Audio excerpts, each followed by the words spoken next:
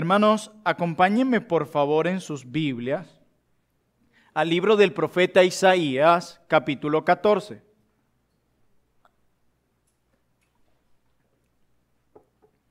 Isaías, capítulo 14, vamos a leer el verso 24 y el verso 27 del libro del profeta Isaías. Isaías, capítulo 14, verso 24 y verso 27. Vamos todos allí, por favor, en sus Biblias. Quienes no son muy diestros todavía con sus Biblias, les aconsejo usar el índice y eso les ayudará un poco. Vamos al libro del profeta Isaías, capítulo 14.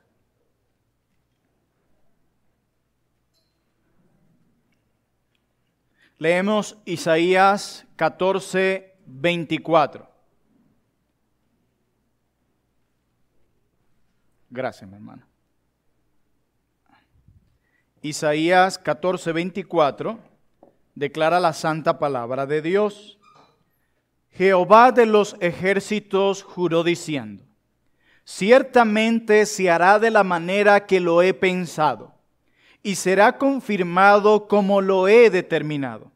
Que quebrantaré al asirio en mi tierra y en mis montes lo hollaré, y su yugo será apartado de ellos, y su carga será quitada de su hombro. Verso 27. Porque Jehová de los ejércitos lo ha determinado, ¿y quién lo impedirá? Y su mano extendida, ¿quién la hará retroceder? Amén. Este texto está estableciendo que nuestro Dios ha determinado absolutamente todo lo que ocurre y nada ni nadie puede frustrar sus planes. Amén. Hay una pregunta que nosotros necesitamos hacernos cuando pensamos sobre los decretos de Dios, sobre el control de Dios.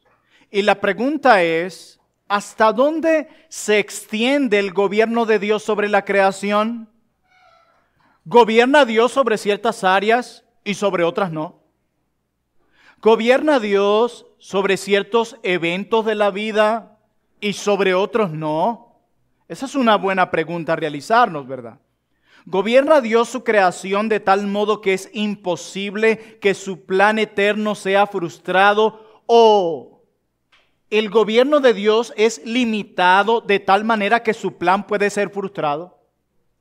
Esas son buenas preguntas, ¿verdad? Bueno, en la mañana de hoy estudiaremos un tema que para muchos suele ser controversial, el tema de los decretos de Dios. Para otros suele ser un tema muy alentador, como veremos, sumamente hermoso. Por eso la doctrina que estudiaremos hoy, como dije antes, es la maravillosa doctrina, la gloriosa doctrina de los decretos de Dios. Y vamos a estudiarlo bajo 4 encabezados que tengo aquí en mi pizarra. El primer encabezado es: vamos a examinar las 3 posiciones que existen sobre el decreto de Dios. En segundo lugar, vamos a poder definir de manera breve qué son los decretos de Dios. En tercer lugar, vamos a ver algunas de las características de los decretos de Dios.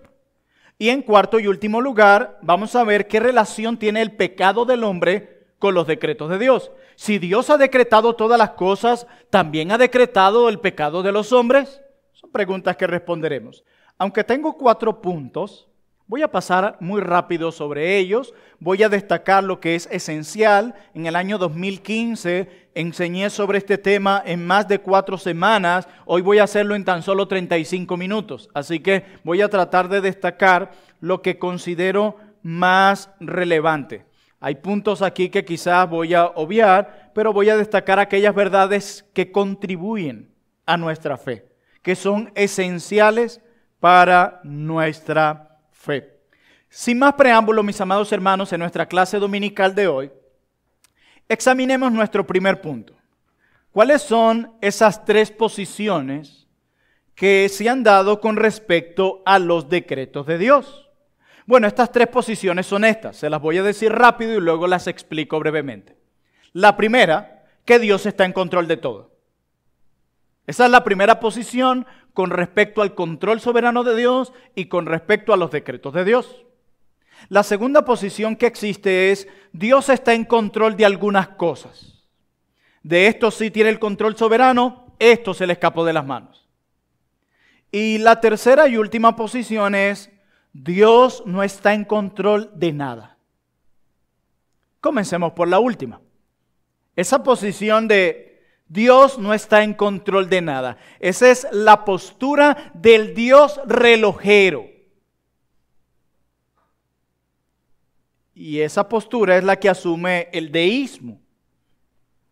Ellos afirman algo como esto: en el principio Dios creó todas las cosas. Reconocemos que existe un creador. Sí, sí existe. Estamos de acuerdo en eso. Pero ese Dios, luego que creó todas las cosas, puso la maquinaria del universo a funcionar de acuerdo con ciertas leyes. Y de una vez, en el momento en que creó todas las cosas y puso este mundo a funcionar de acuerdo a sus propias leyes, dejó las cosas funcionando solas. Por eso no tiene control de nada. Esta posición del Dios relojero que asumen los deístas contempla a Dios como un relojero que una vez dio cuerda al reloj. ¿Se acuerdan de esos relojes de cuerda? Quizás los más chamos, como decimos aquí, los más jóvenes. ¿Qué es eso? Yo me acuerdo que en casa mi abuela había un reloj que... Entonces, ellos asumen que Dios es el Dios relojero, dio cuerda al universo y una vez que le dio cuerda, lo dejó a merced de su propio mecanismo. Crac, crac. Ahora que el mundo funcione de acuerdo a sus leyes, yo me voy, yo no tengo nada que ver con eso. Por lo tanto, nada de lo que sucede ahora en ese mundo está en mi control. Y quizás algunos teóricamente o con nombre no dicen: sí, yo creo en la posición del Dios relojero. Pero en nuestro mundo muchos en la práctica lo afirman. Tú eres tu propio rey. Tú eres el dueño de tu propio destino. Dios no se involucra en nada de lo que aquí sucede. O como dicen muchos, ¿por qué en todo tienen que meter a Dios? Aquí Dios no tiene nada que ver. Básicamente esa posición, que Dios no tiene control de nada. Pero está la segunda posición. Y es la que Dios ejerce un control o dominio limitado. ¿Qué asume esta porción? Decía alguien. Bueno, dicen algo así: Dios gobierna su creación. A diferencia del deísmo que decía Dios relojero, no gobierna nada. Esto dice, sí. Yo sí creo que existe un creador y que Él gobierna su creación. Pero dejó libertad de acción a sus criaturas racionales, de manera que cuando un pecador se convierte a Cristo, por ejemplo, no fue Dios quien inclinó eficazmente su voluntad o su corazón, sino que fue simple y llanamente la decisión del pecador. En otras palabras, Dios gobierna, pero ¡boom!, hasta cierto punto. Ahí ya no me meto. Hasta aquí llega mi gobierno. O como dijo una vez un cantante cristiano muy conocido: Dios está atado de manos. O sea, ellos dicen algo así: mira, Dios es soberano, pero más o menos. El problema de esta declaración de que Dios es soberano y controla las cosas hasta cierto punto, el problema es: ¿cuál es ese cierto punto? Si Dios gobierna hasta un punto, yo necesito saber cuál es ese punto. ¿Cuál es el límite? Nadie responde a eso. Bueno, mira, Dios eligió al pecador para que fuese salvo, lo eligió desde antes de la fundación del mundo, Él hizo esa elección, pero eso de convertir el corazón del pecador, Él no llega ahí. Ya eso le corresponde al pecador. Ninguno de nosotros estuviéramos aquí, ¿verdad? De hecho, la Biblia nos describe como muertos espiritualmente. ¿Puede un muerto hacer algo por sí mismo? ¿Necesita Dios obrar y llamarnos por medio del Evangelio como lo hizo Cristo con Lázaro? Un día a ti y a mí escuchamos la voz del Evangelio por el poder del Espíritu Santo y escuchamos, Plinio, levántate y anda. No fue hasta que escuchamos esa voz, ¡boom!, que despertamos y experimentamos el nuevo nacimiento. Así que, mis hermanos, si asumimos cualquiera de estas dos posiciones, Dios no controla nada, es el Dios relojero.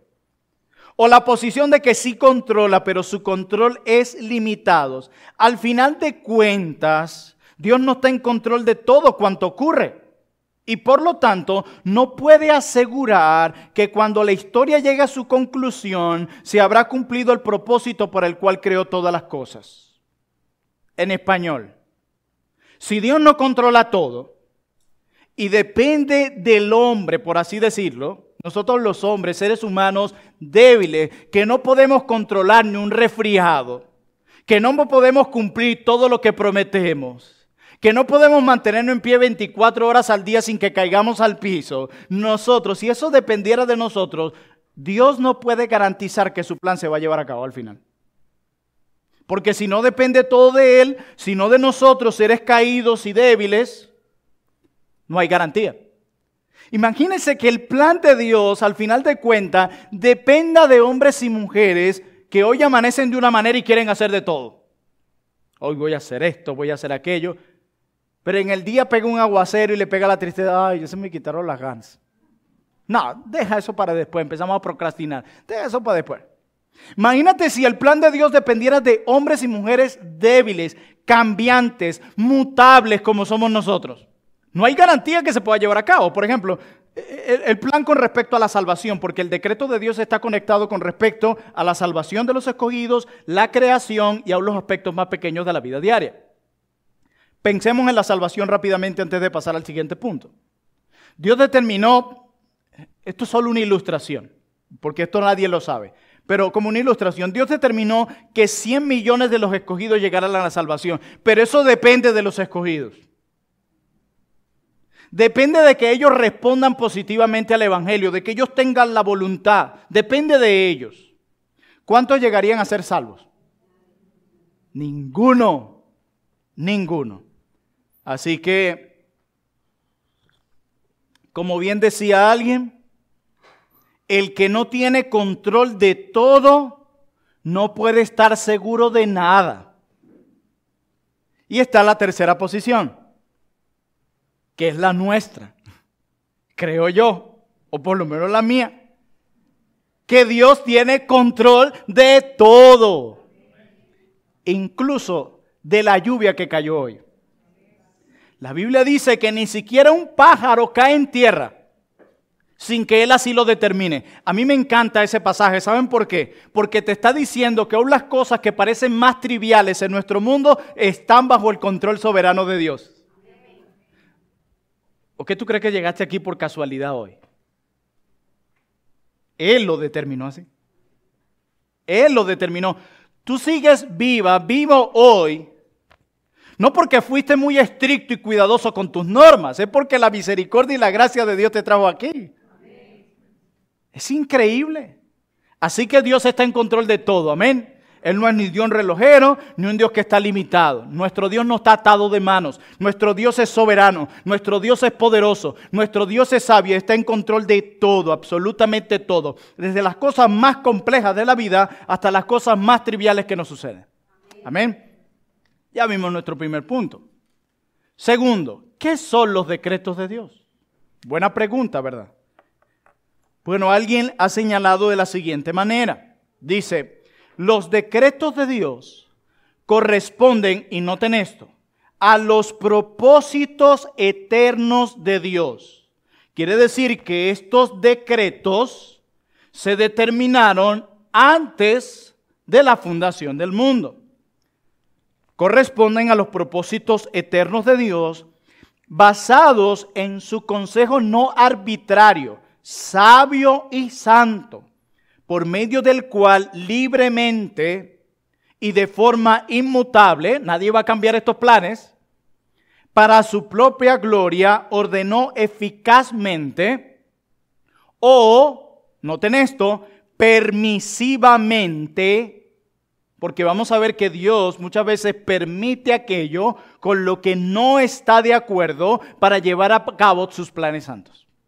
Para que no digan, bueno, ¿qué vamos a hacer? Eso Dios lo permitió. El hecho de que lo haya permitido no quiere decir que esté de acuerdo con eso. Entonces muchas veces lo ordena eficazmente, otras veces permisivamente todo cuanto ocurrirá. En otras palabras, mis amados hermanos, los decretos de Dios son cosas que Él ha dispuesto. Son propósitos declarados por Dios desde la eternidad. De tal forma que Él conoce, ha organizado y ha orquestado desde siempre todo cuanto ha de ocurrir, ya sea eficazmente. Esto implica que Él directamente hizo que algo ocurriera. Pensemos en nuestra salvación. O permitiéndolo, aún nuestras caídas. Vamos a ver un poco de eso. ¿Recuerdan el texto que leímos al inicio? De Isaías 14:24. El Señor de los ejércitos ha jurado, ciertamente tal como lo había pensado, dice el profeta, así ha sucedido. Tal como lo había planeado, dice el profeta, así se cumplirá. ¿Qué está diciendo el profeta Isaías? Que Dios ha determinado un plan y que ese plan se cumple porque se cumple. Ustedes, solamente para ilustrar nuestras mentes limitadas, pero Dios no se compara en nada con lo que voy a decir. Cuando yo me portaba mal, mi mamá me decía, te pego porque te pego, Plinio Rafael. Ese era su plan. Yo tenía otro plan. Y yo me le escapaba y me iba a donde mi abuela. Mi abuela se paraba enfrente y le dice, antes de pegarle a él, me tiene que pegar a mí. ¿Por qué las abuelas son así de lindas? Y se frustraba el plan de mi mamá. Pero con nuestro Dios, nada ni nadie puede frustrar su plan. Él ha determinado salvar a sus hijos y lo va a hacer. Él ha determinado llevar a su pueblo sano y salvo a la patria celestial y lo va a hacer. Y escúchame bien esto. Y ni siquiera tus debilidades y tus caídas van a impedir que ese plan se lleve a cabo. Qué hermoso, ¿verdad? Por eso le decía que esta doctrina es muy alentadora. La Biblia describe a nuestro Dios como el Rey de Reyes y Señor de Señores, ¿verdad que sí? Bueno, yo quiero decirles que un rey dicta decretos. Así es. Y los decretos de ese rey deben obedecerse. Tienen que llevarse a cabo. No importa que paralicemos la ciudad. No importa que tranquemos todo. Pero el rey ha decretado esto, se tiene que llevar a cabo. Bueno, nuestro Dios es el Rey del universo. Y también usa este lenguaje para describir sus instrucciones. Los decretos de Dios, mis amados hermanos, y escúchenme bien, los decretos de Dios describen algo. ¿Saben qué es? Su control soberano sobre todo lo que existe. Y eso incluye aún tus enfermedades. Todo. Acompáñenme al Salmo 135.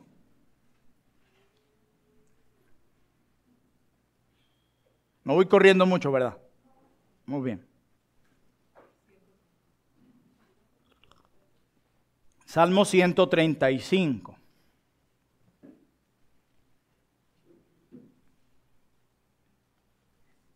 Estamos allí todavía finalizando nuestro punto, que son los decretos de Dios. Mira lo que dice el Salmo 135, verso 6.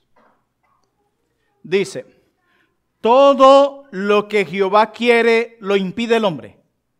¿Qué dice? No los escucho. Amén, lo hace. ¿Dónde? Solamente en un pequeño lugar geográfico, solamente en Venezuela, solo en los Estados Unidos, solo lo que sucede en el Perú. No, ¿dónde? En los cielos y en la tierra, en los mares y en todos los abismos. Qué maravilloso confiar en un Dios al que nada ni nadie, ni siquiera este débil pecador, puede frustrar sus planes. Esos son los maravillosos decretos de Dios. tercera pregunta que nos formulamos para seguir desarrollando esta clase. ¿Cuál es? ¿Cuáles son algunas, porque hay muchas, pero cuáles son algunas de las características de los decretos de Dios? Bueno, primera característica, son eternos. Para aquellos que toman nota, un consejo, cómprense un cuadernito para los domingos, para que anoten y en la semana puedan recordarse estas verdades o predicarla a otros. Número 1, estos consejos son eternos. ¿A qué me refiero? Los decretos de Dios fueron concebidos en la eternidad pasada, antes de que ningún ser humano existiera, y son inmutables. ¿Saben qué significa algo inmutable? Es algo que no cambia. Entonces, si su plan es inmutable, desde el momento en que le determinó hasta hoy, siglo XXI, ese plan no ha cambiado. Los gobiernos han cambiado, las modas han cambiado, las decisiones de los hombres han cambiado, todo ha cambiado menos su plan. Es decir, no cambian. Dios nunca cambia sus planes. ¿Cuántos planes no hemos cambiado nosotros? A uno de pequeño le decían, ¿qué quieres estudiar cuando seas grande? Yo decía, policía. Todos los hombres queremos estudiar policía. Y después, ¿qué quieres ser? Estamos cuadrando todo para inscribirte en una academia de policía. No, mamá, ahora quiero ser bombero. Y después médico. Al final no terminamos siendo ninguna de las tres. Así son nuestros planes. Imagínate que el mundo y los planes de Dios para cumplirse dependieran de nosotros.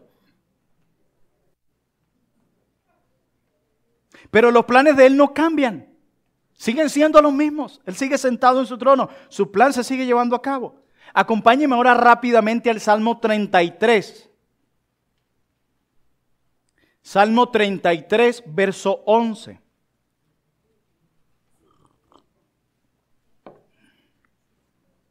Salmo 33, verso 11. ¿Qué dice la palabra de Dios? Dice, el consejo del Señor, esa palabra consejo puede ser traducida también como el decreto o el propósito del Señor, permanece ¿hasta cuándo? ¿Hasta cuándo? Para siempre, los designios de su corazón de generación en generación. Pero en segundo lugar, no solo sus decretos son eternos, son sabios. Son sabios. Miren, la sabiduría de Dios se muestra en la selección de los mejores fines posibles y de los medios más apropiados para cumplir sus fines. Esto es hermoso. ¿Saben por qué? Porque nuestro Dios no es un medalaganario. Alguien te dice, un medalaganario hace que hace las cosas porque me da la gana. Miren, Job dice de Dios, luego que experimentó todo el dolor, dice la Escritura que no atribuyó Job a Dios despropósito alguno. No es lo mismo que tú salgas ahora aquí a La Paz y encuentres a un hombre común y corriente con una pala y un pico abriendo un hueco de 3, 4 metros. Y tú le dices, ¿por qué tú estás abriendo ese hueco allí? Porque me dio la gana. Es un hombre sin propósito. Pues no es lo mismo que llegues y alguien te dice, mire, ¿por qué estás haciendo ese hueco? Bueno, porque por aquí pasan las tuberías, estamos arreglando una tubería rota, el propósito es arreglarlo para que todos tengan el suministro de agua. Es un propósito. Bueno, Dios no es como el primer hombre, que hace las cosas simplemente porque le da la gana. Nuestro Dios es un Dios de propósito y sus propósitos son santos y sabios. Miren esto. Pensemos que aquí está el decreto, antes de la eternidad. Aquí tenemos su fin. Y aquí, los medios. Bueno, Dios ha determinado el decreto. Lo decretó de una vez antes de la fundación del mundo. Lo que ha de suceder a través de todos los siglos. En cuanto a la salvación, la creación y aún los aspectos más pequeños de la vida. Pero Él también determinó los medios para llevar a cabo ese fin. Y estos medios, aunque muchas veces para nosotros son ¿cómo que este medio es el que tú estás usando para lograr ese fin? Suponemos que uno de los planes de Dios, y es así, su fin es esculpir en nosotros la imagen de Cristo. Y cuando digo la imagen de Cristo en nosotros, no estoy hablando de Cristo físicamente, sino su carácter en nosotros. Bueno, ese es su fin. Él lo ha decretado. Plinio, Rafael Orozco Rojano, va a ser como mi hijo Jesucristo. Ese va a ser el fin. Pero los medios, ¡ay caramba! Dolor, enfermedad, escasez, ser afectados por el pecado de otros y todo lo demás. Pero déjenme decirle algo, aún esos medios que Él ha decretado, porque recuerden que sus decretos son sabios y obran para nuestro bien. Y usted dirá, ¿cómo que para nuestro bien, pastor? ¿Cómo va a ser bien eso? Miren, lo que pasa es que nosotros tenemos un concepto de bien distorsionado. Para nosotros bien es buena salud, dinero, prosperidad, comodidad, amigos, todo chévere, cero problema. Para Dios bien es que tú seas como Jesús. Para Dios bien es santidad en ti, piedad en ti. Para ti bien es otra cosa. Tenemos que cambiar nuestro concepto de bien. Y todos esos medios obrarán para ese fin. Y esto es muy interesante e importante porque esto nos guarda de lo que se conoce como el fatalismo. Bueno, Dios decretó todas las cosas, no hagamos nada. No hay que hacer nada. Bueno, Dios decretó quiénes iban a ser salvos. Bueno, no prediquemos el evangelio. Ese es el error en lo que han caído los hipercalvinistas. Nosotros no somos hipercalvinistas. Nosotros entendemos que cuán preciosos son los pies de aquellos que anuncian la paz, de aquellos que anuncian el evangelio. Que Dios ha determinado salvar a los hombres por medio de la locura de la predicación. No olviden que nuestro Dios es un Dios de medios. Él ha decretado todas las cosas, el fin y los medios para llevar a cabo ese fin. Y todos esos decretos son sabios. Tercer lugar, son libres estos decretos. Cuando Dios dictó sus decretos estaba solo. Y sus determinaciones no se vieron influidas por causa externa alguna. Nosotros tomamos los planes y dice, ¿cómo tú cambiaste ese plan? No, es que mi esposa me convenció, mis amigos, ellos influyeron en el cambio de mis planes. No, en el caso de Dios no influyó nadie. Son libres. Por último, son absolutos e incondicionales. La ejecución de sus decretos no está supeditada a condición alguna que se pueda o no cumplir. En todos los casos en los que Dios ha decretado un fin, ha decretado también los medios para dicho fin. Decretó la salvación de sus elegidos, decretó también obrar fe en ellos vía la predicación del evangelio. Qué maravilloso. Así que Dios ha decretado todas las cosas, sus decretos son eternos, son sabios, son libres y absolutamente incondicionales. Ahora bien, último punto. ¿Qué relación tiene el pecado con los decretos de Dios? Porque pudiéramos decir algo así. Bueno, hay gobernantes malvados.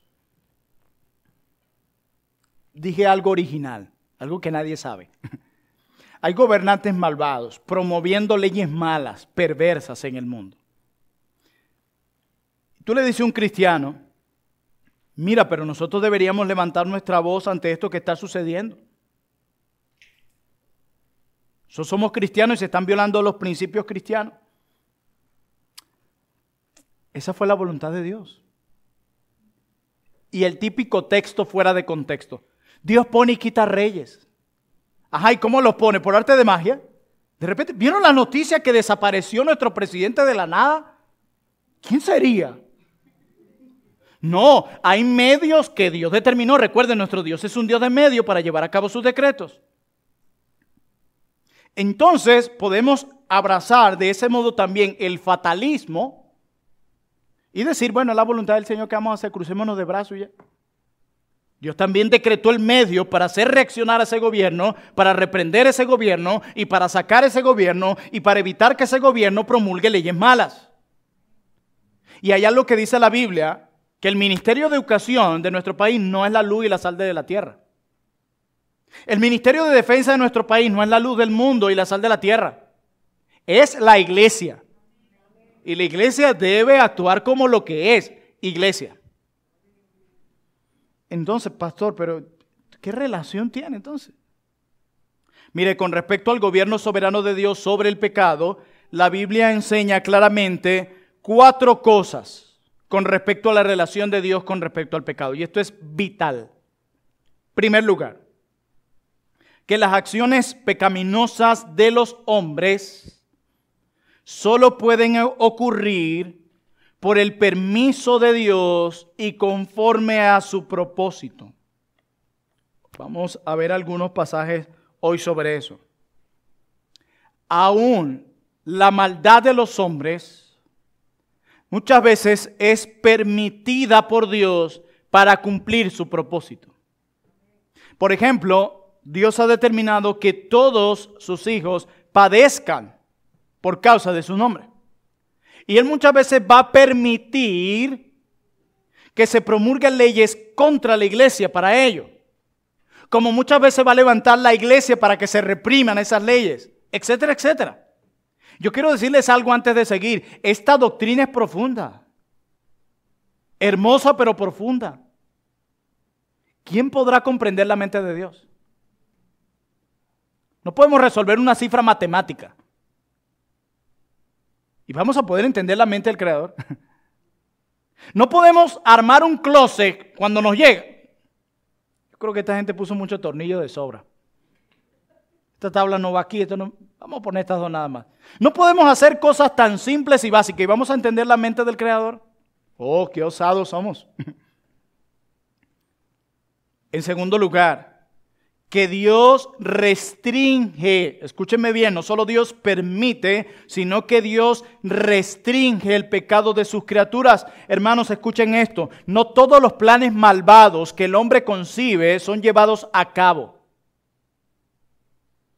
Hay planes que los malvados, no solo los poderosos en las naciones, sino aún en las cosas más pequeñas, hay planes que Dios no ha permitido que se lleven a cabo. En República Dominicana, ya varias veces, gracias a Dios, se ha frustrado que se apruebe la ley en favor del aborto. ¿Quién ha frustrado esos planes? Dios. Pero por arte de magia no ha usado las protestas y la voz que ha levantado su iglesia. Entonces Dios restringe allí. Y cuando son permitidos por Dios, estos no pueden llegar en su intensidad más lejos de su permiso divino. Cuando Satanás vino y dijo, permíteme tocar a Job, yo le digo, ok, pero no vas a tocar su vida. Hay límites. Dios determina esos límites. Mire cómo lo declara el Salmo 76:10. Ciertamente la ira del hombre te alabará. Tú reprimirás el resto de las iras. ¿Ves? Dios reprime. Por ejemplo, una represa, si no se frena, eso se desborda. Bueno, Dios reprime la ira de los hombres. En tercer lugar, con respecto a la relación de Dios con el pecado, cómo ve Dios el pecado, Dios tiene poder para sacar bienes de males. Esto es increíble. ¿En serio, pastor? Cuando yo me acerqué a Catherine en el año 2008, no fue con las mejores intenciones. Y me da vergüenza decirlo. Pero Dios usó mi pecado para transformarme a mí en lo que soy. De grandes males, grandes bienes. Por ejemplo, recuerden Génesis 50:20, un pasaje muy conocido por todos. Cuando los hermanos de José pecan vendiéndolo a otros. Solamente el pecado fue venderlo, el rencor, los celos, todo lo demás. Y cuando los hermanos de José se acercan a él y piensan que él va a acabar con ellos, me encanta la teología de José, él conocía bien a Dios. Él dice, vosotros pensaste mal contra mí, mas Dios lo encaminó a bien para hacer lo que vemos hoy, para mantener en vida a mucho pueblo. ¿Eran responsables los hermanos de José de su pecado? Así es. Acuérdense que el hecho de que Dios permita en ocasiones en su soberanía el pecado, lo restringe. Él no es autor del pecado y el hombre es responsable por su pecado. Porque algunos dirán, bueno, si Dios lo permitió, ¿qué voy a hacer? Dios lo permitió, ¿por qué me van a juzgar si Dios lo permitió? No, pero es que eso no anula tu responsabilidad. El hombre no es ni un títere del diablo, ni un títere de Dios. No somos robots, somos agentes responsables. Amén. Y en cuarto y último lugar, que Dios nunca causa el pecado ni lo aprueba. ¿Escucharon eso? Lo voy a repetir. Dios no es autor del pecado ni lo aprueba. Dios repudia tu pecado. Y aunque todos los pecados son iguales delante de Dios porque ha sido ofendido un Dios santo, no todos los pecados tendrán las mismas consecuencias. Hay pecados que tú cometes que traerán más consecuencias que otros y en algunos casos la misma cárcel. O pensemos en alguien que comete un asesinato o maltrata cruelmente a una mujer y diga, hey, ya, no me lleven a prisión, yo me acabo de convertir al cristianismo. Bueno, salvo, hay que tener misericordia. Si verdaderamente se arrepintió, dirá, pónganme las esposas. Yo merezco esto. No solo porque he atentado contra la vida de un ser humano, directa o indirectamente, sino porque ofendí a mi Creador y hice daño a aquellos que llevan su imagen. Entonces Dios no causa ni aprueba el pecado. Simplemente, escuchen bien estas palabras.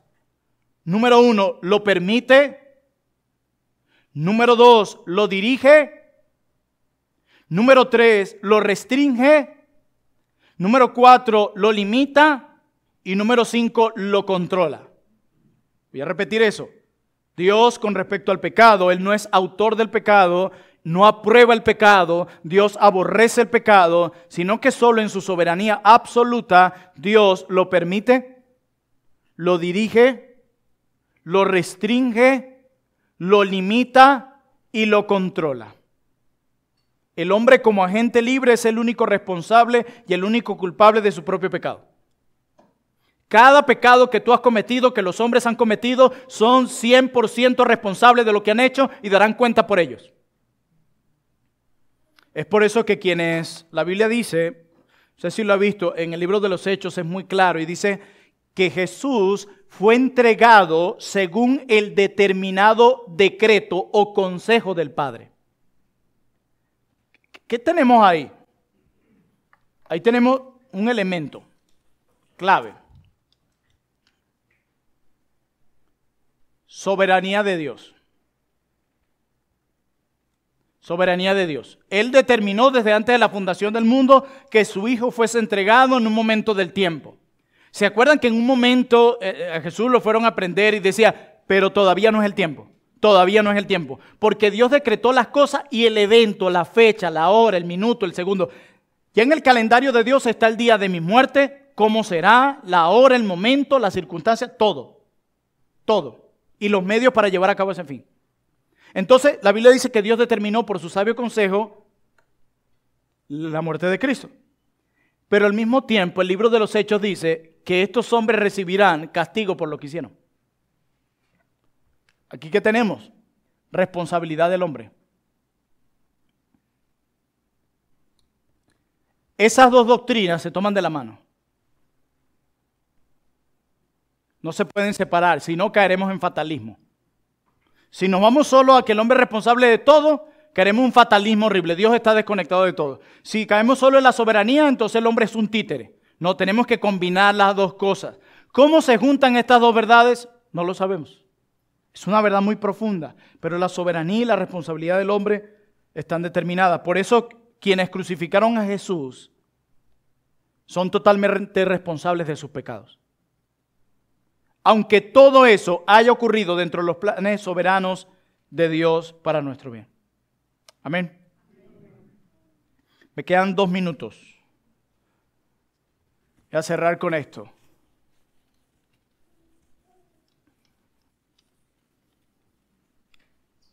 Hay 2 doctrinas que se toman de la mano y espero en un domingo hablar de esta doctrina o mi pastor pueda compartirles. Y es la doctrina primero de los decretos de Dios que acabamos de ver hoy y la doctrina de la providencia divina o de la providencia de Dios. ¿Cómo funcionan estas dos doctrinas? Bueno, ellas están relacionadas. Los decretos de Dios trazó su plan antes de la fundación del mundo. ¿Ok? Fue llevado antes de la creación del mundo. Y la providencia toma lugar en el tiempo. En español, pastor. Bueno, los decretos de Dios, el consejo de Dios, el plan de Dios, que fue determinado antes de la fundación del mundo. ¿Se acuerdan que yo les dije que Dios determinó los medios para que se lleven a cabo? Bueno, la providencia son como esos medios llevando a cabo los decretos. Es por eso, por ejemplo, Dios determinó que yo fuese salvo en el año 2008. Su providencia llevó a cabo ese decreto ¿cómo? Permitió que yo conociera a Catherine, nos puso en el mismo lugar, tiempo, circunstancias, amistades. Imagina todo lo que estaba haciendo Dios, sin anular mi responsabilidad para llevar a cabo ese decreto de que Él usara su evangelio para que yo fuese salvo. Por ejemplo, Dios decretó que tú estuvieras hoy aquí. Su providencia nos trajo aquí, permitió el transporte, el pasaje, nuestra salud, todo aquello. Así que la doctrina de los decretos y la providencia divina están estrechamente relacionadas. Así que cuando usted diga, la providencia divina nos ha traído aquí, lo que estamos diciendo es su providencia se ha encargado de que su decreto se cumpla en nuestras vidas. Conclusión. Hermanos, estas son verdades que no solo deben impactar nuestra mente, sino nuestros afectos, nuestra voluntad. Porque este Dios que les he predicado hoy en 34 minutos es nuestro Dios. Es nuestro Padre, quien envió a su Hijo para lidiar con el mayor problema de la humanidad, el pecado. Él.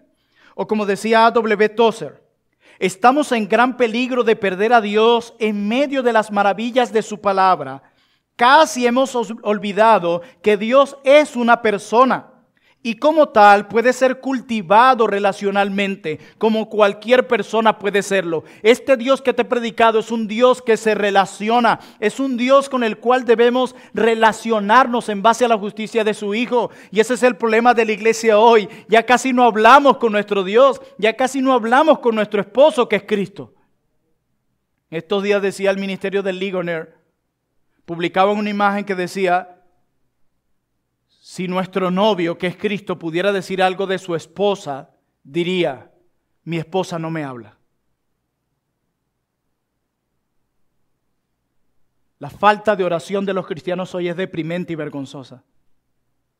Hemos olvidado que Dios es una persona con quien debemos relacionarnos, tener comunión. Es nuestro Padre. ¿Qué hijo no quiere hablar con su padre? ¿Qué esposa no quiere hablar con su esposo? La única manera por la que una esposa no quiere relacionarse con su esposo es porque lo odia y le incomoda estar con él. ¿Odias a Cristo? ¿Te incomoda estar con Cristo? ¿Te es fastidioso hablar con Jesús? ¿Hay algo más importante que hablar con Jesús? Quizás con tus labios no lo dices, pero parece que tu vida diaria refleja un rechazo a Jesús. Una frialdad con Jesús. ¿Qué te ha hecho Jesús para que te mantengas tan alejado o alejada de Él? ¿Qué te ha hecho? ¿Morir por ti? ¿Llevar tus pecados sobre sus hombros? ¿Dejarse torturar todo su cuerpo por ti? ¿Dejarse humillar por ti? ¿Cargar la ira del Padre por ti? ¿Vivir la vida que tú no pudiste vivir? ¿Eso fue lo que te hizo amarte?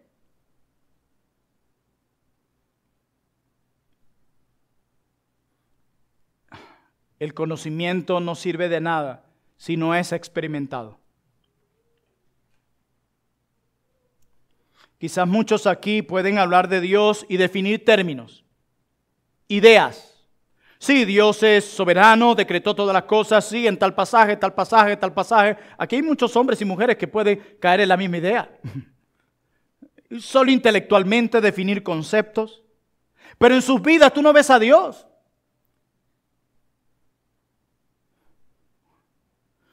Una vez escuché a un pastor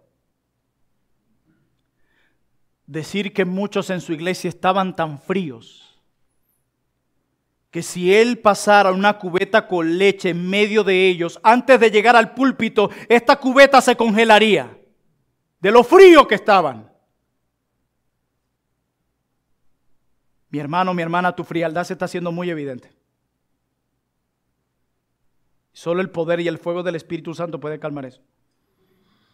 Hermanos, si no nos deleitamos en Dios, estamos perdidos, como decía el puritano John Flavel. El éxtasis y el deleite son esenciales para el alma del cristiano y promueven la santificación del cristiano, ya que no estamos destinados a vivir sin regocijo espiritual.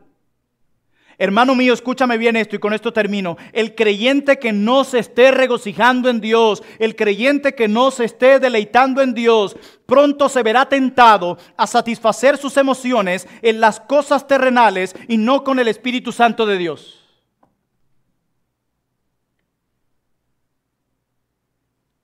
Esta es una batalla de deleite contra deleite. ¿Entiendes eso?